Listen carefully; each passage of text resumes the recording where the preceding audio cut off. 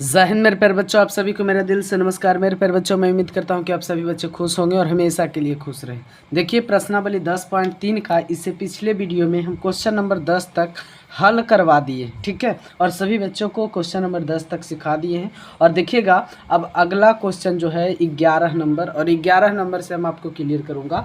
11 number प्रश्नावली 10.3 का 11 number question कह रहा, दर्शाइए कि दो शून्योत्तर सदिशों वेक्टर ए और वेक्टर बी के लिए इतना, ये जो वेक्टर दिया हुआ है और ये वेक्टर जो दिया हुआ है पर लंब है। तो दो वेक्टरों पर लंब कह रहा है, दो वेक्टरों पर लंब कह रहा है, यानी कि दोनों वेक्टर का डॉट क्या आना चाहिए, जीरो। किसी भी दो वेक्टर का परपेंडिकुलर होने का नियम क्या है, vector A dot vector B बराबर जीरो अगर होगा तब हम किसी वेक्टर को कहेंगे कि वेक्टर ए परपेंडिकुलर है किसका, वेक्टर बी का, है ना। तो यहाँ पे पहला वेक्टर जो दिया है मेरे प्यारे बच्चों, वो है वेक्टर ए का मापांक into vector B plus vector B का मापांक इंटू वेक्टर ए, पहला वेक्टर है, ठीक है। और दूसरा वेक्टर जो दिया हुआ है, वेक्टर ए का मापांक vector B minus vector B का मापांक और वेक्टर ए, ये आपका दूसरा वेक्टर है ना। तो ये दो वेक्टर है और ये दोनों वेक्टर को हम लंब कब कहेंगे, जब ये दोनों का डॉट जो है मेरे प्यारे बच्चों वो जीरो आना चाहिए। अगर जीरो आ गया तो कहेंगे कि ये दोनों वेक्टर एक दूसरे का क्या है, परपेंडिकुलर। तो इसका मल्टीप्लाई पहले इससे करें तो क्या होगा, वेक्टर ए के मापांक का स्क्वायर और फिर vector B dot vector B होगा, फिर इसका मल्टीप्लाई इससे होगा। तो क्या हो जाएगा मेरे प्यारे बच्चों, प्लस माइनस माइनस हो जाएगा।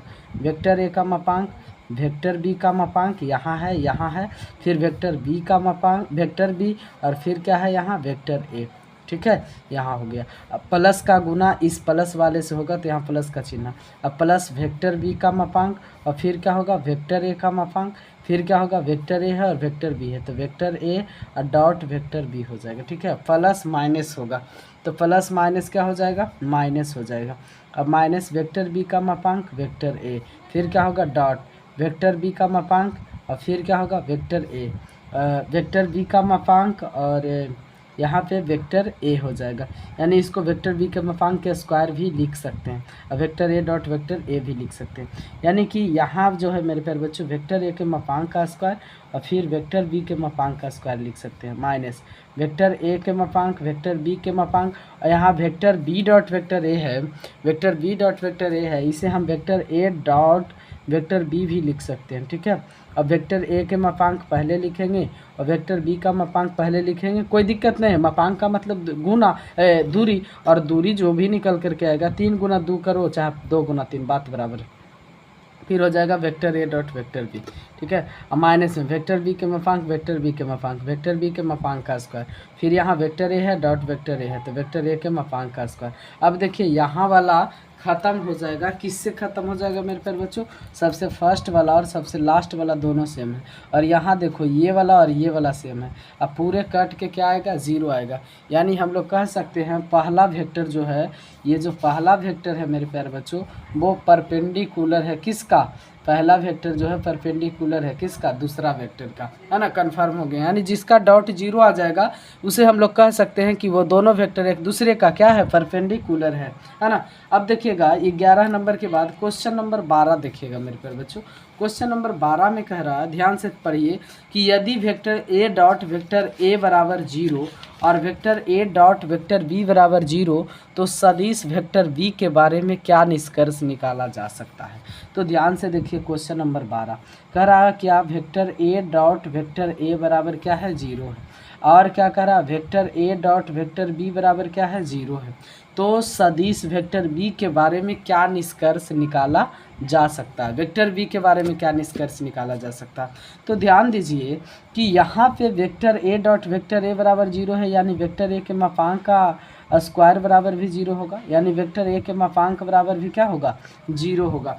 कह रहा है कि vector A dot vector A बराबर जीरो और vector A dot vector B बराबर जीरो तो सदिश वेक्टर बी के बारे में आप क्या निष्कर्ष निकाला जा सकता है, वेक्टर बी के बारे में क्या निष्कर्ष निकाला जा सकता है। तो कहीं ऐसा है कि वेक्टर ए बराबर भी यहाँ पे जीरो हो जाएगा, ये वेक्टर अगर बटा में जाएगा तो वेक्टर ए बराबर भी जीरो हो जाएगा, यानी वेक्टर ए बराबर यदि यहाँ जीरो रहेगा, यानी यहाँ पे जीरो रहेगा तो वेक्टर बी बराबर क्या होगा, जीरो होगा, क्योंकि यहाँ पे वेक्टर बी के जगह पे कुछ भी कितना सुंदर संख्या लिखा जाएगा और ये जीरो से गुना होगा तो बताओ कि जीरो हो जाएगा कि नहीं। इसका डाउट जीरो हो जाएगा, क्योंकि ऑलरेडी ए वेक्टर जो है वो जीरो है। तो वेक्टर बी के बारे में यही निष्कर्ष निकाला जा सकता है कि वेक्टर बी के लिए कुछ भी मान पर vector A dot vector B बराबर क्या होगा, जीरो। यानी वेक्टर बी के कुछ भी मान होगा तो vector A dot vector B बराबर जीरो होगा। वेक्टर बी के बारे में निष्कर्ष निकल गया कि वेक्टर बी के कुछ भी मान होगा तो उसका vector A dot vector B बराबर क्या हो जाएगा, जीरो हो जाएगा। फाइनली आपका क्वेश्चन नंबर 12 भी कंप्लीट हो गया। अब क्वेश्चन नंबर 13 पर हम लोग डिस्कशन करेंगे। देखिए क्वेश्चन नंबर 13 कह रहा है कह रहा है यदि vector A vector B vector C मात्रक सदिश इस प्रकार हैं कि vector A plus vector B plus vector C बराबर जीरो वेक्टर है, तो vector A dot vector B plus vector B dot vector C plus vector C dot vector A का मान ज्ञात कीजिए। तो यहाँ पे ध्यान से देखिए मेरे प्यारे बच्चों, कह रहा है यदि vector A vector B vector C क्या है, मात्रक सदिश है। देखिए ध्यान से क्वेश्चन नंबर 13 हम हल करके बताते हैं आपको। Vector A vector B vector C क्या है, मात्रक सदिश। यानी मात्रक सदिश जिसका मापांक 1 हो तो वेक्टर ए का मापांक 1, वेक्टर बी का मापांक 1 और वेक्टर सी के मापांक बराबर क्या होगा, 1 होगा। यानी कह रहा vector A vector B vector C मात्रक सदिश इस प्रकार है कि vector A plus vector B plus vector C बराबर क्या होगा, जीरो वेक्टर होगा। Vector A plus vector B plus vector C बराबर क्या होगा, जीरो वेक्टर है। तो बताइए कि vector A dot vector B vector B dot vector C dot vector A का मान क्या होगा। तो यहाँ पे vector A plus vector C B plus vector C जो है वो क्या है, जीरो वेक्टर है। तो बताइए कि दोनों तरफ अगर हम मापांक लगा दें तो कोई दिक्कत है। दोनों तरफ मापांक लगाने पर यानी मॉडुलस लगाने पर, दोनों तरफ क्या लगाने पर, मॉडुलस। तो vector A plus vector B plus vector C का मापांक बराबर क्या हो जाएगा, जीरो वेक्टर हो जाएगा, जीरो वेक्टर। यानी vector A plus vector B plus vector C के मापांक बराबर क्या हो जाएगा, जीरो वेक्टर का मापांक क्या हो जाएगा, जीरो हो जाएगा, है ना। अगर हम ये दोनों तरफ वर्ग कर दें मेरे प्यारे बच्चों, दोनों तरफ वर्ग करने पर तो जब दोनों तरफ वर्ग करेंगे तो क्या हो जाएगा, vector A plus vector B plus vector C का मापांक का स्क्वायर बराबर जीरो। बताओ कि vector A plus vector B plus vector C के मापांक का स्क्वायर है, तो इसको हम लिख सकते हैं vector A plus vector B plus vector C vector ये वेक्टर और ये वेक्टर का डॉट जो होगा वो जीरो होगा। ऐसा लिख सकते हैं कि नहीं, लिख सकते हैं, बिल्कुल लिख सकते हैं, है ना। तो उम्मीद करता हूँ कि ये जो दोनों आया वो क्या आया, वो स्क्वायर आ गया। यानी इसे हम लोग कर सकते हैं vector A plus vector B plus vector C का होल स्क्वायर भी बोल सकते हैं और बराबर में zero. Vector A plus vector B plus vector C के होल स्क्वायर का फॉर्मूला क्या होगा, वेक्टर ए का मापांक का स्क्वायर, वेक्टर बी का मापांक का स्क्वायर, वेक्टर सी का मापांक का स्क्वायर। कभी भी वेक्टर ए पर वेक्टर बी वेक्टर वाला पर अगर स्क्वायर करना है तो मापांक लगा करके ही स्क्वायर करें। प्लस में क्या होगा 2ab यानी vector A dot vector B, plus में क्या होगा 2bc यानी 2bc vector B plus vector B dot vector C, अब प्लस में 2 vector C dot vector A C है बराबर में क्या होगा, जीरो हो जाएगा। वेक्टर ए के मापांक का मान क्या है, वेक्टर ए के जो मापांक का मान है मेरे प्यारे बच्चों वो ऊपर देखिए, वेक्टर ए के मापांक 1, वेक्टर बी के मापांक 1, वेक्टर सी के मापांक 1, क्योंकि ए बी सी जो वेक्टर है वो यूनिट वेक्टर है। तो 1 का स्क्वायर प्लस 1 का स्क्वायर और प्लस में क्या हो जाएगा 1 का स्क्वायर, प्लस में यहाँ से 2 कॉमन लो तो क्या हो जाएगा, vector A dot vector B plus vector B dot vector C plus vector C dot vector A हो जाएगा ना। यहाँ से हर एक जगह से 2 कॉमन लिया जाएगा तो अब बराबर में क्या है, जीरो।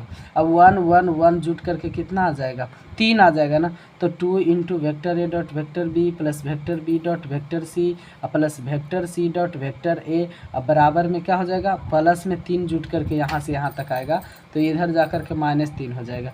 यानी vector A dot vector B plus vector B dot vector C plus vector C dot vector A का जो मान आएगा मेरे प्यारे बच्चों वो आएगा माइनस, इधर गुना में 3 है तो बटा में 2 हो जाएगा, इधर गुना में 2 है तो इधर बटा में 2 हो जाएगा। आई होप कि आप सभी बच्चे को समझ में आ गया होगा। यही कह रहा है कि vector A dot vector B plus vector B dot vector C plus vector C dot vector A का मान ज्ञात करें जब vector A vector B vector C मात्रक सदिश है तो, है ना। तो उम्मीद करता हूँ आई होप कि आप सभी बच्चे समझ में आ आ गया होगा आप सभी बच्चे को। तो thanks for watching this video, और फिर अगले वीडियो में आपसे मिलते हैं। जब तक के लिए धन्यवाद।